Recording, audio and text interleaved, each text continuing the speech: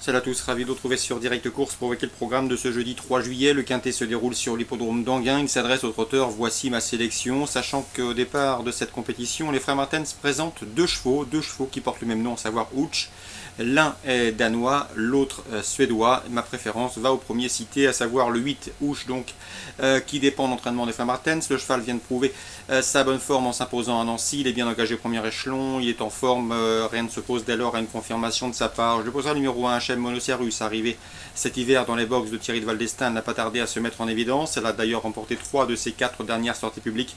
Elle aussi devrait pouvoir confirmer sur une piste qui devrait lui plaire parfaitement. Le numéro 6 Opportunité, jument scandinave qu'il convient de redouter pour ses débuts sur notre sol.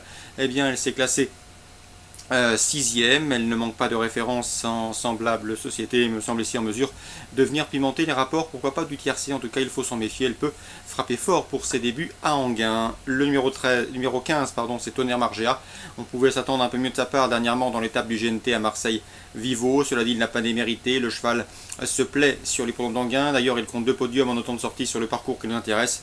C'est également un choix prioritaire, tout comme le numéro 14, Twist de la Vallée. Lui, il a le défaut de partir assez lentement. Cela dit, s'il ne concède pas trop de terrain dans la phase initiale, il a parfaitement les moyens de jouer les premiers rôles.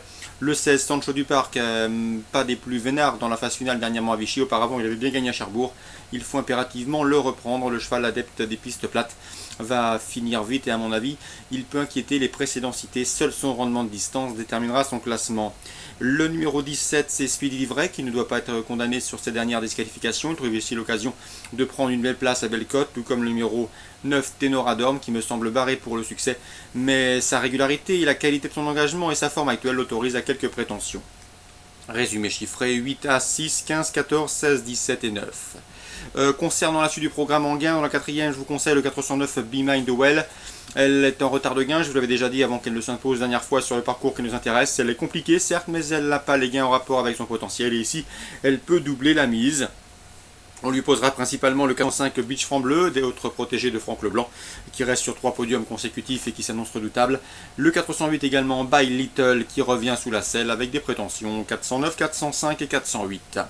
Deauville, Réunion 2, j'aime beaucoup le 302 Noloway, un cheval qui a terminé 3ème du prix Grefful, qui a tenté l'aventure ensuite dans le prix de Jockey Club. Il trouve ici l'occasion de renouer avec le succès. On lui posera le 303 Cabral, qui n'aura contre lui que d'effectuer une course de rentrée. Le 306 également Oil of England, un cheval allemand qui débarque en France avec des prétentions. 302, 303, 306.